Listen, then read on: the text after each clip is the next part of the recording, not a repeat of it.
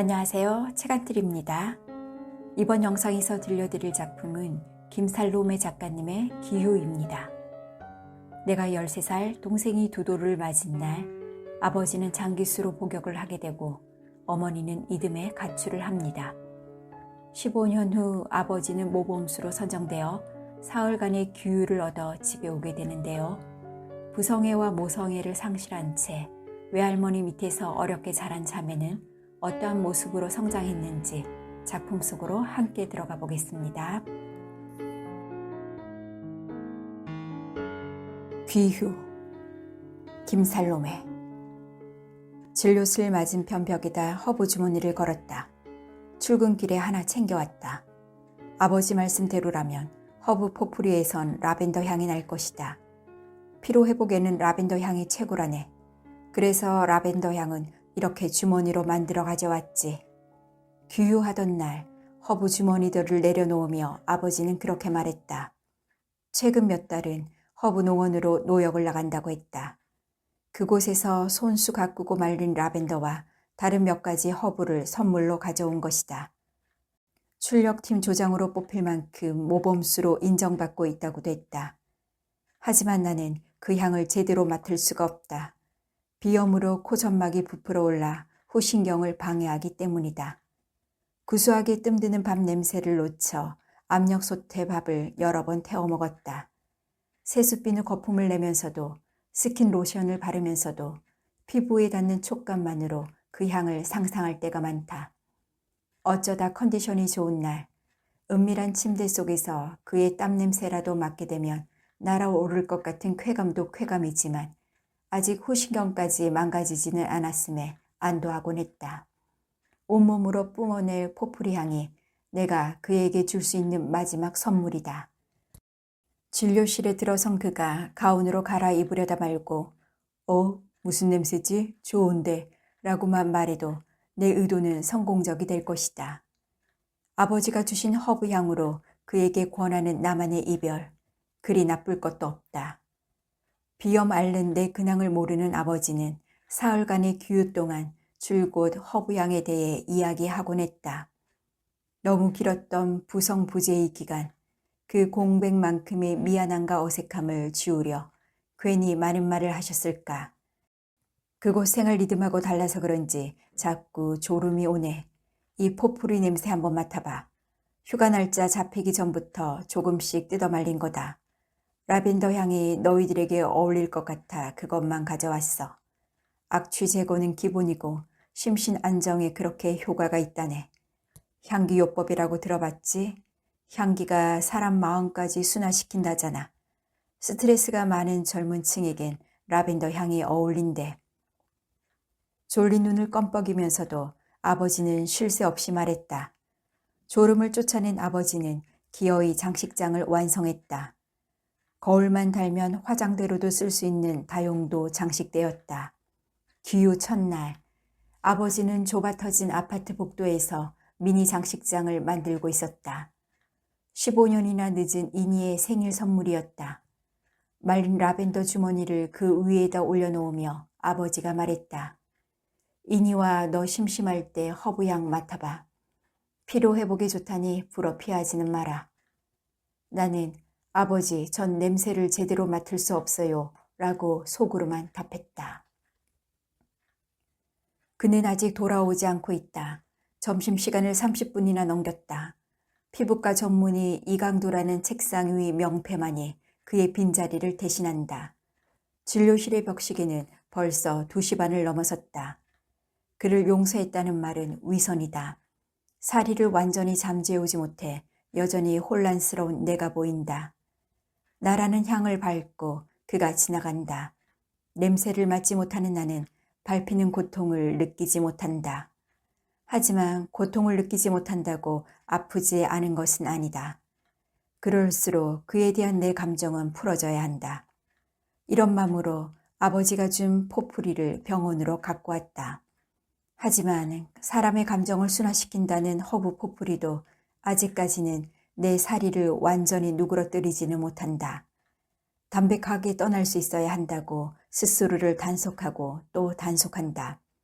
그렇다고 사리가 완전히 사라졌다고 쓰고 싶지도 않다. 가끔씩 분여혼을 느낄 때가 있다. 사리는 아버지가 내게 물려준 유전인자 중 하나일지도 모른다.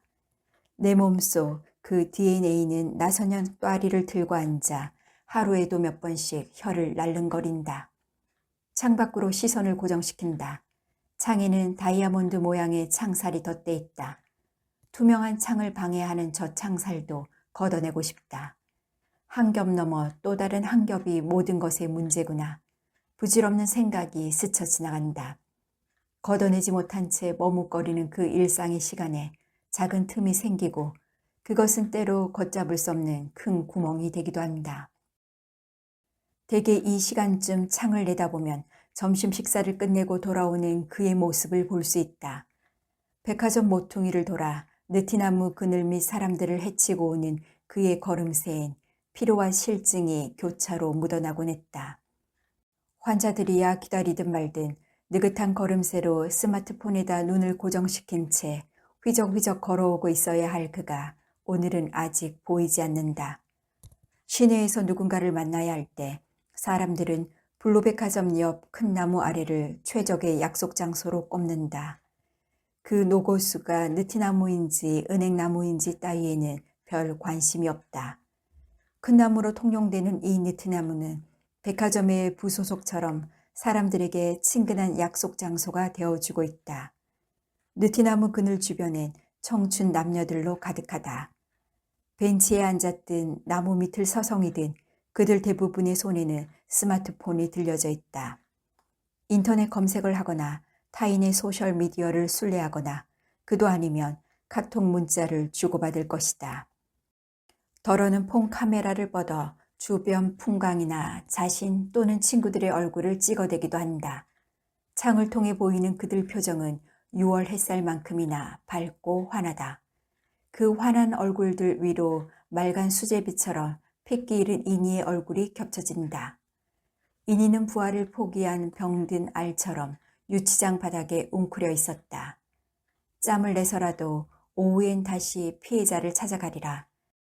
가서 용서를 구하고 무리수를 두더라도 이니를 빼내올 생각이다. 진료실에서 대기실로 나왔다. 저마다 오후 첫 진료를 하겠다고 서둘러 나온 환자들이라 충분히 지루할 것이다. 온 순서대로 컴퓨터 모니터 속 진료 차트를 점검한다. 수납 업무는 최 간호사가 하던 일이지만 그것까지 내가 떠맡았다. 그녀는 해산일이 가까워 출산 휴가 중이다. 4명의 간호 업무 종사자들 중 1명이 빠졌다 해서 못 견딜 정도로 바빠지는 건 아니다. 베테랑 사무장이 웬만한 간호사 두어 몫은 해내기 때문이다. 더구나 여자들끼리 한 공간에 있을 때 느끼는 미묘한 신경전 같은 것을 줄일 수 있어 최 간호사의 부재가 그리 아쉽지도 않다. 그와의 관계를 눈치채고도 무관심무로 일관하는 최 간호사의 태도에 조바심을 낸 것은 오히려 내 쪽이었다. 알면서도 모르는 척하는 그녀의 고단수에 나는 질투 섞인 불안을 느꼈다. 그 스트레스를 나는 김 사무장에게 풀었다. 우직하고 단순한 사무장은 영문도 모른 채 내 생트집을 받아주곤 했다. 여름이 막 시작되는 요즘은 피부과가 비수기에 속한다. 그런데도 벌써 오후 진료 대기인 수가 13명을 넘어섰다. 의사 선생님 언제 온대요? 벌써 30분이나 지났어요. 원, 신용이 있어야지. 올 때마다 기다려야 하니 짜증나 죽겠어 그냥. 접수창구 바로 맞은편에 앉은 여자가 잡지를 휙휙 젖히며 쉬의를 한다.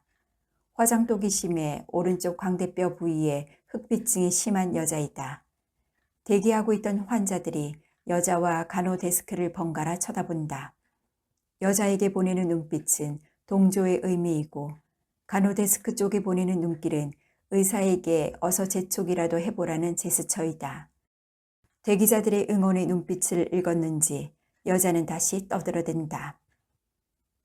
다른 병원에선 레이저 치료비가 이렇게 비싸지도 않던데 올 때마다 5만 원씩 꼬박꼬박 내라는 건 진료비 과다 청구 아닌가? 이용 차원도 아니고 치료하러 온 건데 왜 보험이 안 되나 몰라. 흑비증은 염증 치료가 아니라 미용 차원의 처치라는 걸 여자가 모를 리 없다. 한 해씩 진료비를 내는 것보다 10회, 15회 장기로 진료 티켓을 끊으면 할인이 된다는 것도 모를 리 없다.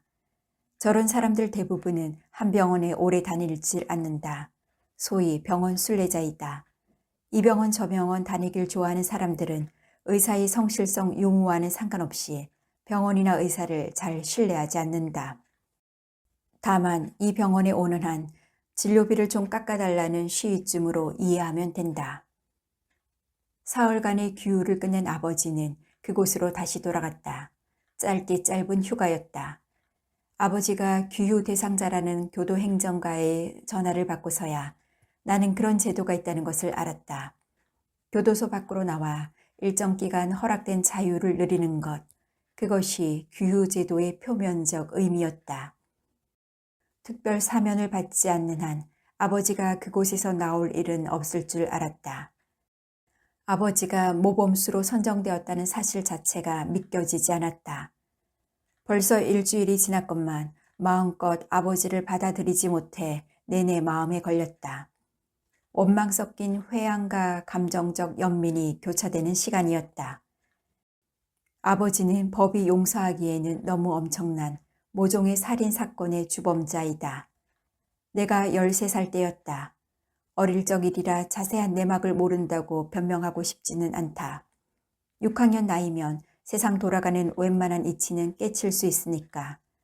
순간이 지독한 자아는 집착처럼 클로즈업하는 카메라가 되고 음산한 히치콕 영화가 되고 그리고 장기수가 되기도 하는 법이다. 왜 그런 일이 일어났는가는 지금 중요하지 않다.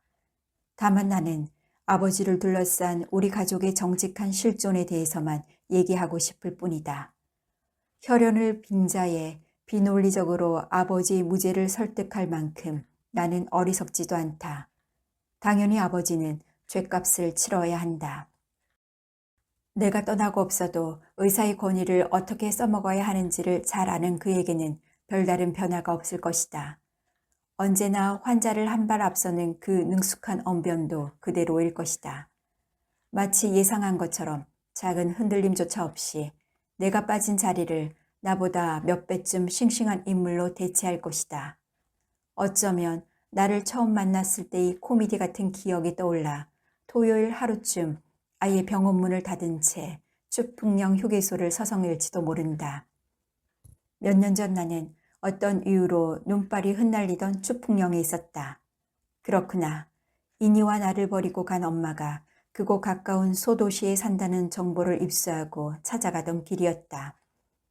웃자라 버린 내게 더 이상 엄마는 필요치 않았다. 하지만 사춘기가 막 시작되던 이니에겐 모성이 필요할 시기였다. 언니로서의 책임감 같은 것이 그 불필요한 여행을 부추겼을지도 모른다. 하필 그때 그의 차가 내 동행인의 것과 같은 차종의 같은 색깔이었는지. 추풍령 휴게소에서 잠시 쉬어가기로 했다. 많은 차들이 눈발을 머리에 이고 주차해 있었다. 화장실을 다녀온 나는 자판기에서 뽑은 커피를 들고 동행인의 차문을 열었다. 하염없이 내리는 눈발의 폭력성에 다급해진 나는 커피를 조수석 등받이에 쏟고 말았다. 어쩌지? 다 쏟았네. 다 저 눈발 때문이야. 등받이를 툭툭 털어내며 동행자에게 미안함을 변명하려던 나는 깜짝 놀랐다. 동행인의 차가 아니었다. 40대 중반은 돼 보이는 남자가 운전석에 앉아 있는 게 아닌가. 카 오디오에선 오페라 유쾌한 미망인 중에 나오는 아리아가 흘러나왔다. 소도시 어딘가에서 유쾌한 미망인 행세를 하며 살고 있을지도 모를 엄마의 얼굴이 잠시 떠올랐다. 엄마를 만난데도 당신의 새 삶이 유쾌하기만 하다면 기꺼이 그 인생에 끼어들지 않을 거라고 작정하고 떠난 길이었다. 죄송해요. 저는 동행인의 차인 줄 알고. 그럴 수도 있죠. 비슷한 차를 비슷한 곳에 주차한 채가 잘못이죠. 너무 당황하면 어찌할 줄 몰라 자석처럼 그 자리에 북박여 있게 되기도 한다. 나는 차문을 박차고 나오는 대신 앉은 자리에서 호흡을 가다듬고 있었다. 차 안에서 포르말린 냄새가 났다. 집에서 흔히 바르는 피부 연고제 냄새가 나는 것도 같고 머리카락 타는 냄새가 나는 것도 같았다. 여하튼 병원에서 흔히 맡을 수 있는 냄새들이 차 안의 방향제와 뒤섞여 야릇한 향취를 풍기고 있었다. 그때만 해도 알레르기성 비염이 이토록 나를 괴롭힐 줄은 몰랐다. 아저씨 병원에 근무하시나 봐요. 영안실이나 응급실 아님. 그때 나는 간호학과 졸업반이었다. 마지막 학기 내내 병실과 응급실을 분주히 뛰어다녔기에 병원 특유의 냄새에 익숙해져 있었다. 어떻게 알았어요? 아, 차 안에서 나는 냄새 때문에? 그래요, 나 병원에 있어요. 그가 라디오 볼륨을 줄이며 대꾸했다. 제가 간호학과 졸업반이거든요. 머스캄을 달래려고 꺼낸 말문일 터인데 어느새 짧은 대화로 이어지고 있었다. 그래요? 같은 지역이면 졸업하면 연락 한번 해요. 그때면 간호사가 필요할지도 모르잖아요. 그가 내민 명함을 받았다. 우연인지 숙명인지 내가 살고 있는 도시의 피부과 개업이었다. 나는 농담 삼아 대학병원 공채 시험에 떨어지면 한번 생각해 보겠노라고 대꾸했다. 그때 동행한 지인이 동아리의 순박한 후배였다거나 엄마를 만나려고 낯선 도시 골목을 몇 시간이나 헤맸다거나 하는 것은 그리 중한 기억거리도 못 된다. 왜냐하면 나는 정말로 지방 국립대학 병원 공채 시험에 떨어졌고 제 발로 그의 병원을 찾아가 성실한 고용인이 되었던 것이다. 아버지가 언제쯤 나와 이니가 살고 있는 13평짜리 임대 아파트로 돌아올 수 있을지는 자비로운 당국만이 알 것이다. 죄의 유무를 떠나 본능적으로 나는 아버지와 함께 살 날을 꿈꾼다. 아버지의 휴가를 내 시나리오대로 보내지 못한 점은 못내 아쉬웠다. 이니의 심술 때문이었다. 이니는 아버지의 기후를 계기로 다시 흔들리고 있었다. 아버지는 나보다는 동생인 이니에게 더 죄책감을 느끼는 듯했다. 우연의 일치겠지만 이니가 두 돌을 맞은 날 아버지는 우리 곁을 떠나 그곳으로 갔다.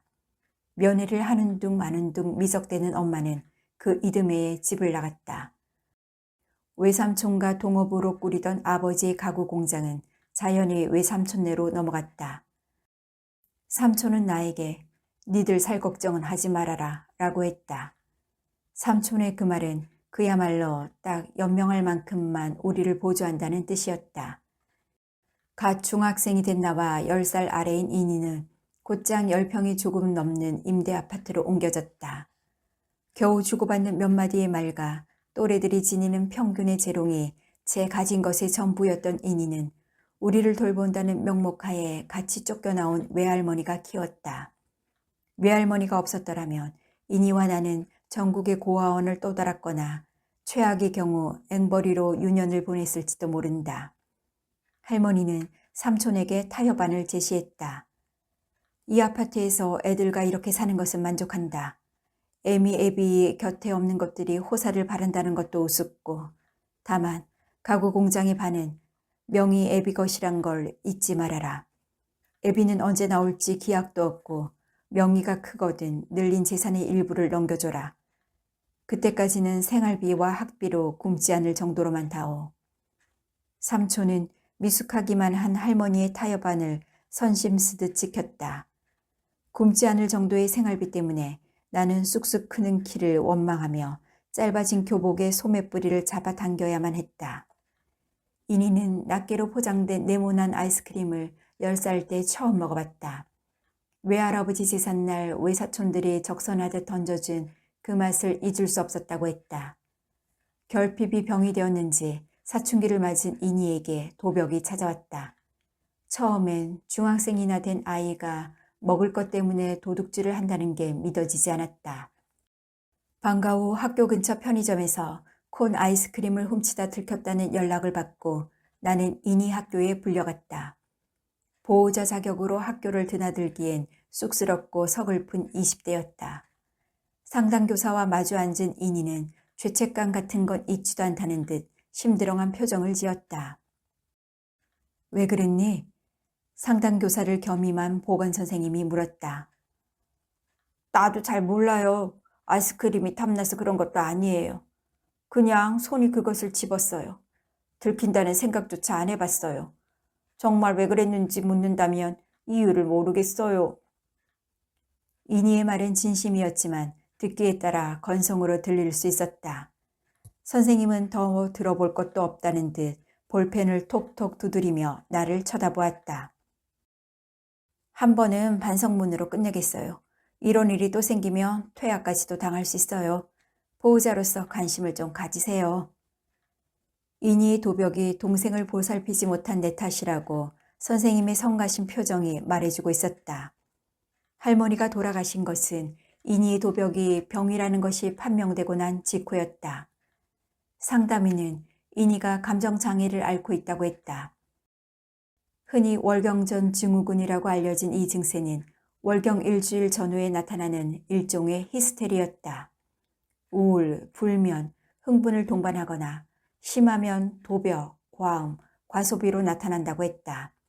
이니는 후자에 속했다. 정신과 의사는 이니를 방치하다가는 도벽보다 더한 증세로 망가질 수 있다고 경고했다. 도둑질이 병이라 하는 건 내 처음 듣는 소리구만. 내가 니를 우찌 키웠는데 그런 몹쓸 병에 걸렸단 말이고 내가 너무 오래 살았는갑다. 사이라는 놈은 감옥에 가 있고 딸려는 어느 놈하고 붙어먹는지 알 길이 없고 불쌍하게 키운 니마저 이리도 희한한 짓을 해대니 정말 너무 오래 살았는갑다. 이렇게 신세 한탄하던 할머니는 몇 달을 앓다가 거짓말처럼 돌아가셨다. 할머니의 죽음을 슬퍼하는 것도 사치일 만큼 이니와 나는 명백한 고아가 되어버렸다. 사무제가 끝나기 무섭게 나는 삼촌과 단판을 벌였다. 아버지 사업목만큼 현금화해서 돌려줄 것을 요구했다. 그동안 나도 할 만큼 했다. 학비에 생활비. 이것으로 내 아버지와의 거래는 끝이다. 이렇게 말하며 삼촌은 얼마간의 목돈을 내놓았다. 삼촌은 나를 대학까지 보내줬다는 말을 유난히 강조했다. 나는 속으로 대학은 보내준 게 아니라 내가 간절히 원해서 간 거예요. 학비는 구차함을 판 아르바이트나 장학금으로 충당할 때가 더 많았어요. 생활비는 어차피 아버지 주머니에서 나오는 것 아니었나요? 우리가 살던 창 넓은 아파트는 어디 갔나요? 이렇게 내뱉으려다 참았다. 얼마간의 적선으로 우리와의 거래를 완전히 끊고 싶어하는 삼촌의 심사를 건드릴 필요가 없었다. 알량한 목돈은 내가 대학을 졸업할 즈음 바닥이 났다. 이니와 나는 여전히 10여 평 임대 아파트의 누추함에서 벗어날 수 없었다. 생활의 공고함을 벗어나고파 그가 던진 미끼를 덥석 문 건 아니냐고 오해하지 말아달라. 그렇게 묻는 자에게 나는 이렇게 답할 준비가 되어 있다. 나에게 누군가를 닮는다는 것은 천성이고 관성이라고. 대학병원 간호사 시험에 떨어지자 나는 장난삼아 그의 병원으로 찾아갔다. 알 수 없는 감흥에 이끌려 별 주저없이 그의 병원을 첫 직장으로 선택해버렸다. 그놈의 뻐꾸기 시계 때문이었을까. 그 앞에서 면접을 보는데 갑자기 뻐꾸기 시계가 울었다. 훅구 훅구 소리나는 벽을 쳐다보던 나는 쿡 하고 웃음을 터뜨렸다. 유행이 지나도 한참 지났을 뻐꾸기 시계 자체도 신기했지만 그 달린 위치 또한 우스꽝스러웠기 때문이었다. 눈높이 위치에 걸려 있어야 할 시계가 천장을 뚫고 나온 굵은 생지처럼 높이 걸려 있었기 때문이었다. 시계를 보려면 고개를 꺾어 한참이나 위로 올려다봐야 할 지경이었다. 내 손으로 저 벽시계를 없애거나 내려달고 싶어요. 형식적이었지만 면접의 마무리로 나는 그에게 그런 말을 했었다. 그러곤 그 시계를 바꾸거나 내려다 달 여유도 없이 서둘러 그에게 빠져버렸다. 누군가를 닮아야 하는 내 천성 때문이었다. 온전한 정신으로 사랑의 미혹에 빠지는 이는 없다. 냉정한 시선으로 한 발짝 물러설 여유가 있다면 그건 사랑이 아니다. 오역으로 뒤범벅이 된 파국을 맞을지라도 당시엔 미치지 않는 게 더한 오역처럼 느끼는 자만이 사랑에 빠진다. 이런 추레한 유전인자는 분명 엄마에게서 물려받은 것이리라. 지금도 낯선 도시 어딘가를 떠다니며 유쾌한 미망인 행세를 하고 있을 가엾은 엄마. 내 곁에는 늘 남자가 있었다. 관성의 탄력까지 붙어 두세 명의 남자를 번갈아 가며 만난 적도 있었다. 하지만 오래가지는 못했다. 남자들은 더도 덜도 없이 봐줄 만한 내 얼굴을 보고 달려들었다. 하지만 얼마 지나지 않아 대개 내 과장된 발랄함의 한계에 실망하는 눈치였다. 처음 내게 빠진 남자들은 밉살스럽지 않은 내 역동적인 성격에 부러움과 찬사를 보낸다. 하지만 내가 신은 싸구려 운동화의 밑창이 드러날 때쯤이면 상대방도 모든 것을 알게 된다. 그 발랄함의 원천이 공상맞은 심신의 허기를 감추기 위한 자폐적 연계에서 비롯되었음을, 결핍에서 오는 지루한 지나침이 감지되면 남자들은 쉽게 내게서 멀어져 갔다. 몇 번의 상처 끝에 나는 사랑을, 아니 사람을 믿지 않는 법을 터득하게 되었다. 하지만 소용없었다. 사람이 그리운 느슨한 천성을 극복하지 못하고 나는 새로운 대상에게 빠져들곤 했다. 나를 스쳐간 문 남자들과 조금도 다를 바 없는데 그에게도 너무 쉽게 빠져버렸다. 마시다 남긴 식은 커피처럼 나는 그에게 버려질 것이다. 버려지기 전에 나는 그를 죽일지도 모른다. 그럴 리 없지만 엄마가 물려준 애증의 DNA가 폭발해 아빠에게서 물려받은 사리의 DNA로 환치되는 순간이 올까 두렵다. 그가 병원 출입문을 열고 들어온다. 너무 길게 보낸 점심시간이었다. 창 너머 살랑내던 느티나무 이파리처럼 상기된 표정이다. 텔레폰 클럽을 통해 물오른 봄나무 같은 여자애를 더듬고 오는 길임 틀림없다. 한참 서로가 열이 올랐을 때 모텔 침대 속으로 급하게 나를 눕히고 난 뒤의 표정도 저런 모습이었다. 내 쪽에서 서둘러 동의한 부적절한 관계였기 때문에 그를 원망할 수도 없다. 그럴 필요도 느끼지 않는다. 환자들과 눈이 마주치자 그는 가벼운 목례를 한다. 목례 정도만으로도 자신의 지각 정도는 충분히 벌충했다고 생각하는 것 같았다. 김미란 씨 들어가세요. 접수 순서가 가장 빠른 흑피증 여자를 진료실로 보낸다. 돋은 볼에 착색된 멜라닌 색소를 레이저로 쏘아 없애는 간단한 시술인데도 그녀는 소리를 질러대곤 한다. 이번에도 예외는 아니다. 대기실까지 괴성이 들린다. 아야, 아파 죽겠네. 멀쩡한 피부는 왜 태우고 난리야. 벌겋게 익은 피부 좀 봐. 세상에 기계가 다 파먹었네. 여자는 어린아이처럼 엄살을 부린다. 파먹긴 뭘 파먹어요. 이틀만 햇빛 조심하시면 아무런 표시도 안 나요. 지지 않고 그가 대꾸한다. 안 그래도 오래 기다려 칙칙한 기분인데 신경질나서 진료 못 받겠네. 보지 않아도 진료실 풍경이 훤하다. 여자애를 더듬고 온 그는 나른함 때문에 낮잠의 유혹에 빠졌고 깜빡하는 사이 경계선 넘어 깊숙이 레이저를 쏘았을 것이다. 이쯤에서 진료실로 들어가 보는 게 순서라고 생각한다. 진료실 담당 박간호사가 감당하기엔 경력이나 성격이 너무 약하다. 그의 책상 위 벽에서 포풀이가 쓸쓸히 웃고 있다. 아줌마, 시비 거는 거 상습이죠? 아무렴 환자에게 해가 갈게 할까요? 조금만 참으세요. 나는 아줌마에게 핀잔을 준다. 가재는 개편이다. 사리를 느끼든 말든 진료실 안에서만큼은 나는 간호사로서의 그의 충실한 고용인이 될 뿐이다. 고용인이 되어본 사람이면 습관이나 타성처럼 고용주와 한 라인이 되는 법을 익히게 되어 있다. 이 기집애가 미쳤나? 니도 한번 당해볼래? 콩버짐 돋은 것처럼 얼굴 한번 지짐 당해볼래? 순식간에 양아치 기집애로 추락해버린 자신의 고용인이 불쌍한지 그가 거둔다. 아줌마, 간호사 잘못은 없어요. 말 조심해요. 그래, 말 잘했다. 그럼 잘못한 당신이 한번 당해봐라. 진료 시간도 지키지 않는 주제에. 방어할 새도 없이 여자는 그를 향해 침을 퇴뱉는다. 아니, 이 아줌마가 해보자는 거야, 뭐야? 이 상태로는 더 이상 진료를 못하겠어. 그의 흥분은 극에 달한다. 대기 중이던 환자들에게까지 그 분위기가 충분히 전달될 정도이다. 사무장이 끼어들어 겨우 사태를 수습한다. 오후 진료는 거기서 끝이었다. 대기 환자들도 대충 사안의 심각함을 깨닫는 듯했다. 양해를 구하는 사무장의 진중한 낯빛에 실례를 보낸 후 하나둘 자리를 뜬다. 대기 환자들에게 미안하다고 배웅하고 있을 때 스마트폰 진동음이 울렸다. 피해자가 출두했다는 경찰서의 연락이다. 피해자 앞에 앉은 인희는 담담했다. 또 일을 저질렀다. 조서를 꾸미는 형사도 많이 부드러워져 있다.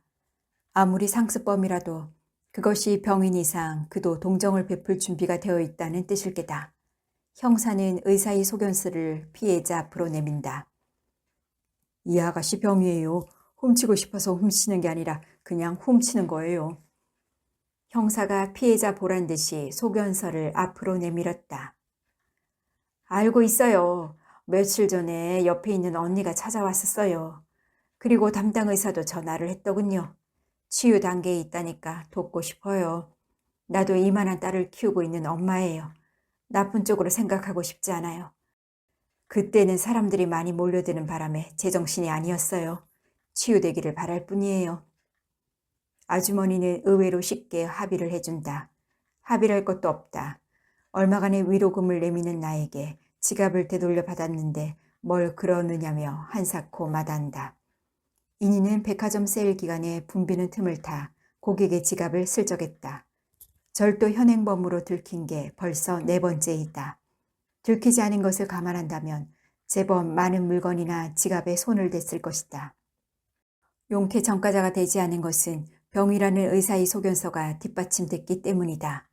학교에서도 처음 몇 번은 반성문과 정학 처분을 내리는 정도였다. 하지만 횟수가 거듭될수록 상습도벽이 병이란 걸 인정하기에 학교에서도 한계를 느끼는 듯했다. 다른 아이들에게까지 악영향을 미친다는 학교 측의 간곡한 부탁을 받아들여 나는 인희를 이 도시 외곽에 있는 정원이 다 차지 못한 다른 학교로 옮겨야 했다. 겨우 중학교 졸업장을 쥔 인희는 역시 외곽에 위치한 고등학교에 진학한 지 한 학기도 지나지 않아 자퇴서를 쓰고 말았다. 생리 때만 되면 간헐적으로 생기는 도벽을 인희 스스로도 수치스러워했다. 다행히 구청 사회복지과의 혜택으로 정신과 치료를 받을 수 있었다. 일주일에 한 번씩 병원에 가서 상담을 하는 것 외에 무료하게 지내던 인희는 올봄 느닷없이 취직을 했다고 통보를 해왔다. 나 내레이터 모델 연수 받고 싶어. 인력관리 이벤트 회사인데 2주 동안 집중훈련을 받으면 현장에 설 수 있어. 이제 어느 정도 자제력도 생겼고. 심리적인 도벽을 이길 자제력이 생겼다는 그 말에 나는 희망을 걸었다. 인희의 데뷔 무대는 스마트폰 판매 오픈 행사장이었다. 병원 창밖이 소란스럽게 내다보았다. 인희는 백화점 옆 스마트폰 판매장 가설 무대에서 통통 튀는 몸놀림을 섞어가며 콧소리 섞인 목소리로 호객 행위를 하고 있었다. 헤드셋을 귀 밑으로 내려달고 미니스커트 유니폼을 입은 인희 일행은 행인들을 향해 과장된 미소와 쉼없는 멘트를 날렸다. 가끔은 머리를 조아리기도 했는데 그럴 때면 정수리에 얹힌 뒤집어진 배 모양의 모자가 유난히 강조되었다. 고개를 숙일 때마다 내 인생은 뒤집어진 배 같아요 라고 고백하는 것처럼 보였다. 하지만 인희는 진심으로 그 일을 즐기고 있었다. 막 돋아나기 시작하는 느티나무 이파리처럼 세상 속으로 싹을 틔우려는 인희의 몸부림에 나는 몇 번이나 목울대를 적셨다. 그 무렵 상담이도 인희의 도벽증이 거의 완치되어 가고 있다고 귀뜸해 주었다. 조심스럽고도 희망적인 의사의 말 한마디는 그동안 인희에 대해 적대와 연대의 아슬아슬한 줄타기를 해오던 내 긴장을 잠시나마 풀어놓게 만들기도 했다. 오랜만에 나는 인희에게 마음껏 격려를 보낼 수 있었다. 병원 창을 통해 보이는 인희 일행의 건강한 탄력성에 묘한 부러움까지 느낄 정도였다. 하지만 싱싱하고 아름답기까지 한 여자애가 건너기에 세상에는 너무 많은 미끼가 널려 있었다. 뒤집힌 배 모양의 모자를 쓰고 겁없이 새파를 향해 진군해 갈 때 적어도 나는 그녀 앞에 노인생이 결코 녹록치만은 않다는 걸 가르쳐 줄 필요가 있었다. 결과적으로 나는 그렇게 하지 못했다. 그에게 빠진 내 심장의 박동 소리가 너무 커 이니에게 던져진 세상의 미끼를 미처 차단할 겨를이 없었다. 아버지의 기유 소식을 알리는 교도소 담당자의 연락에 나는 적잖이 당혹스러웠다.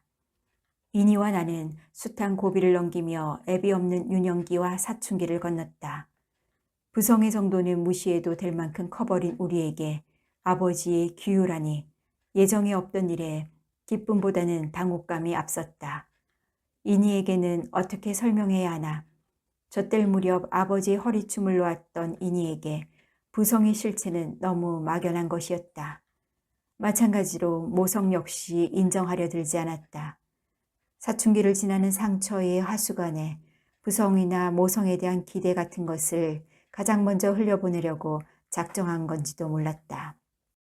공허해진 그 자리에는 조와 우리 번갈아 찾아왔을 테고 급기야 생리적 도벽증이 또아리를 틀기까지 했으리라.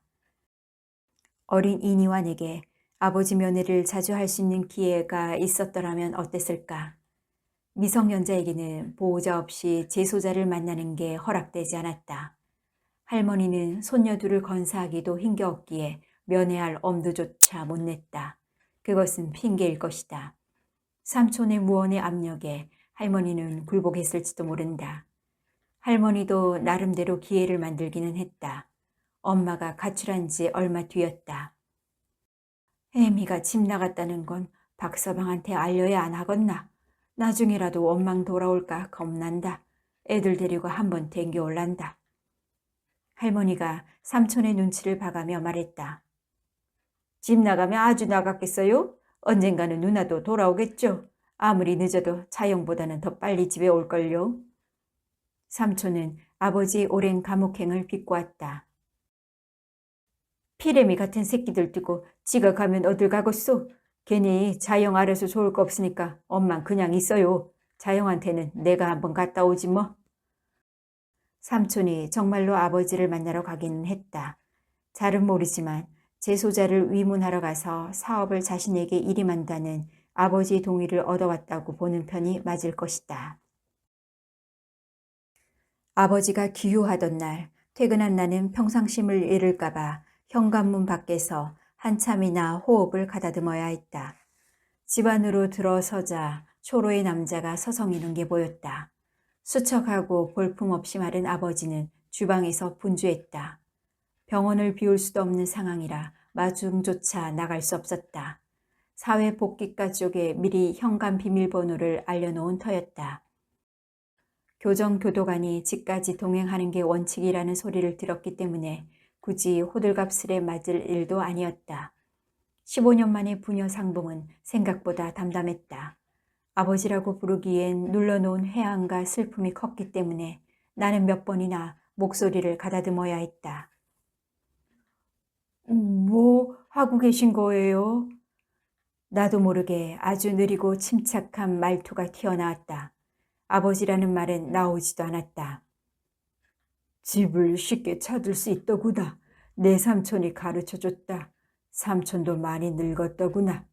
요즘 가구 사업도 신통찮은 모양이고.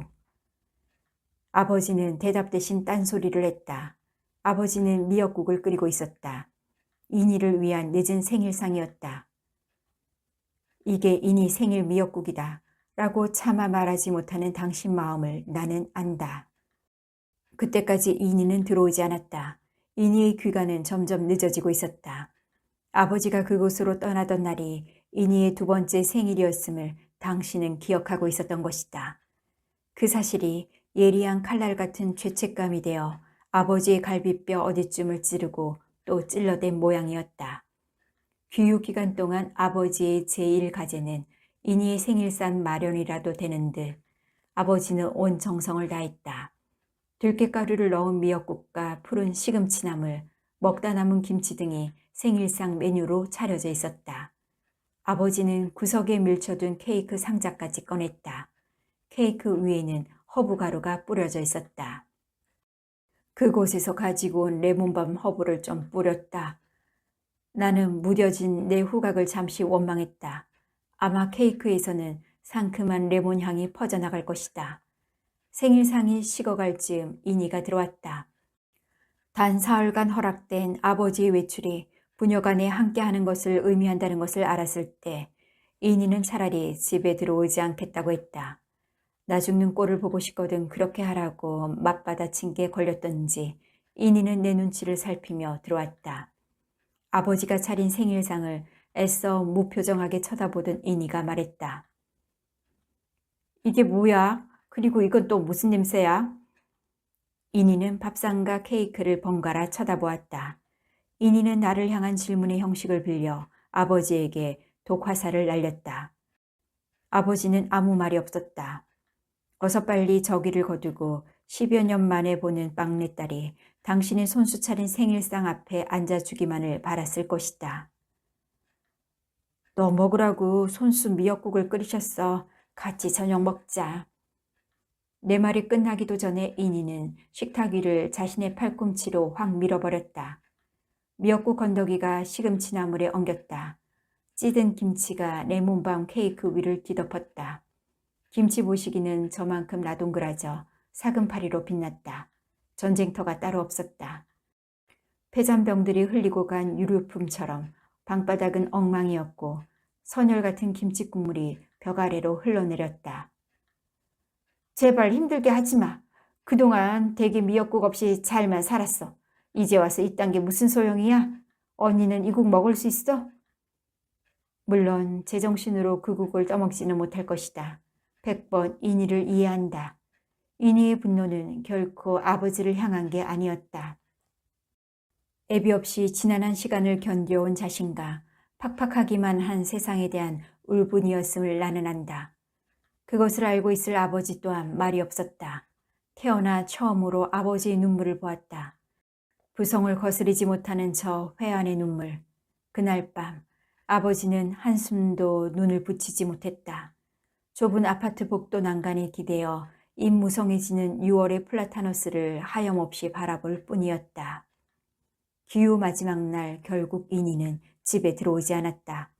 아버지는 적어도 겉으론 이니의 외박에 대해 아무런 반응을 보이지 않았다. 당신으로선 이니에 대해서 말할 자격이 없다고 생각하고 있는 것 같았다. 아버지는 3일 동안 외할머니 산소에 다녀온 것 말고는 종이를 집에 틀어박혀 있었다. 나는 최 간호사가 비운 자리를 채우느라 다음날 아침 출근을 할 수밖에 없었다. 곧 그만둘 것인데 굳이 아버지의 기유를 그에게 알리면서까지 휴가를 내고 싶지도 않았다. 이틀째 되는 날 오후 그가 세미나 참석차 휴원한 걸 계기로 겨우 말미를 낼 수 있었다. 아버지와 함께하는 시간은 아쉽고도 짧았다. 따뜻한 점심상이라도 받을 생각으로 시장을 들러 집에 들어갔을 때 아버지는 예의 그 장식장을 만들고 있었다. 뭐 만드세요? 아버지라는 호칭은 가슴에만 살아있을 뿐 목구멍에 걸려 나오지 않았다. 그냥 뭔가 만들어 보려고 그런다. 아버지는 묵묵히 그곳 이야기를 들려주기 시작했다. 처음에 몇 년간은 목공의 일로 보냈지. 그때 기억을 더듬어 뭔가 정표라도 남기려는 기다. 이니한테 뭔가 주기는 해야 하는데. 그냥 요 건너 목재소가 보이기에 제목 좀 사와서 뚝딱거려 보는 기다. 갖고 온 허브도 놓아두기 좋고 목공의 기술은 형편없다. 적성에 맞지도 않았고 요 근래 모범수로 뽑혀 허브농원에서 일한다. 라벤더원이라고 하는데 꼭 라벤더만 키우는 건 아니다. 여러 종류의 허브를 키운다. 실버타임, 오데코롱 민트, 레몬밤, 노즈마리, 라벤더 등 수많은 종류의 허브를 키우지. 생각보다 키우는 게 힘들지도 않고 향도 좋고 운이 좋았다고 할 수 있지. 아버지는 읊조리듯 말을 이어나갔다. 라벤더 원에서 노동할 때가 제일 좋다. 죗값을 치르는 것 치고는 너무 호사하겠지만 정이 든 건 사실이다. 언제 또 다른 작업장으로 옮겨갈지 모르지만 그곳 생활은 너무 걱정하지 말거라. 아버지는 말린 포프리 주머니 몇 개와 찻잎으로 쓸 잎이 담긴 허브통을 내밀었다. 마른 게 차로 마시기엔 좋으니 한번 마셔보렴. 정작 아버지는 그곳에서 한 잔의 허브차라도 마셔보기나 했을까. 그저 작업장에서 귀동냥한 얘기들을 내게 전하는 것처럼 보이기도 했다. 하지만 라벤더원에서 노동하는 그 시간만큼은 행복하다는 아버지 말은 믿고 싶었다.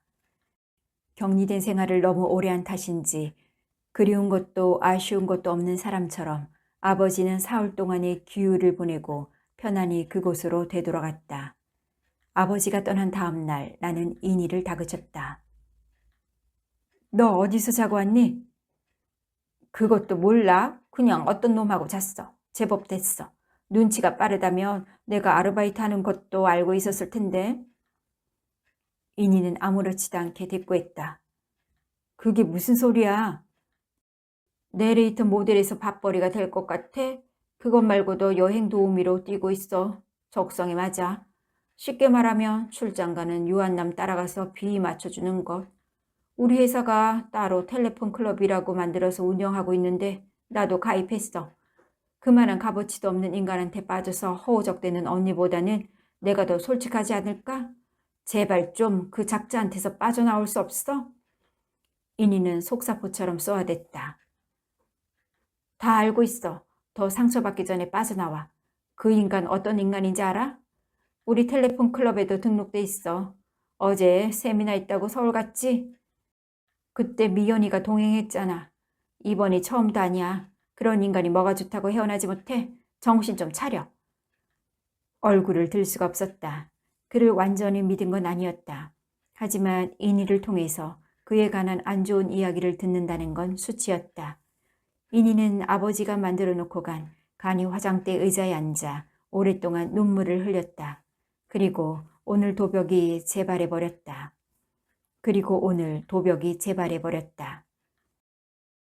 경찰서를 나왔다. 이니가 집으로 가는 버스를 타는 것을 본 뒤 나는 다시 병원으로 들어갔다. 그는 아직 퇴근하지 않고 있다. 흑피녀와 버린 신랑이 때문인 듯 많이 지쳐 보인다. 힐끔 내 쪽을 쳐다보더니 그가 말한다. 실내 향기가 참 좋은데 새로 나온 방향제인가? 허브향을 그는 인공 방향제쯤으로 생각하고 있는 듯했다. 나른해진 그의 눈빛은 나를 원하고 있었다. 오랫동안 그를 지켜봐온 직감으로 나는 그것을 알아차린다. 단박에 그를 거절하지 못할 것이다. 형광등 불빛에 반사된 그의 환한 정수리가 이글거린다. 내 심장 박동 소리도 가빠진다. 쉽게 사람에게 빠지는 것은 내 천성 때문이 아니라 절절한 외로움 때문인가. 그가 나를 끌어당긴다. 돼지 울음소리 같기도 하고 코고는 소리 같기도 한 신음소리를 그가 내뱉는다. 그는 호흡 중추에 이상이 있거나 편도선 비대로 남몰래 고생하고 있을지도 모른다. 욕정으로 달뜬 그의 특이한 목소리를 나는 우스꽝스럽게도 의학 상식으로 커버하려 든다. 나는 운동성이 살아있다는 걸 증명하려는 것처럼 그의 움직임 하나하나에 민감하게 반응한다. 그러면 외로움을 잊을 수 있다. 가리고 피한다고 치유되지 않을 병이라면 부대껴서 해결하는 게 더 나을지도 모르겠다. 너는 쉽게 나를 떠나지 못할 거야. 그의 눈빛이 말한다. 나는 애써 그의 눈빛을 피한다. 창밖을 내다본다. 초여름의 어스름한 바람을 타고 느티나무 잎들이 흔들린다. 맡을 수 없는 온갖 향기들이 창을 통해 들어오는 것 같다. 그 향들이 진료실 가득 흩어진 포프리 향기와 뒤섞여 혼미해진 의식 속으로 파고드는 환영에 휩싸인다. 손끝에 힘이 빠진다. 그토록 다리를 틀던 아버지가 물려준 사리의 유전자는 어디로 갔는가. 이대로 무너질 수는 없는데. 나른해진 의식 저 끝으로 기후를 끝내고 돌아가는 아버지의 뒷모습이 얼비친다. 아버지, 사흘간의 여행은 즐거우셨나요? 내 사리의 유전자는 어떡할까요? 그곳 라벤더원에도 허브향 진하게 흩날리겠지요? 내 몸은 점점 가라앉는다.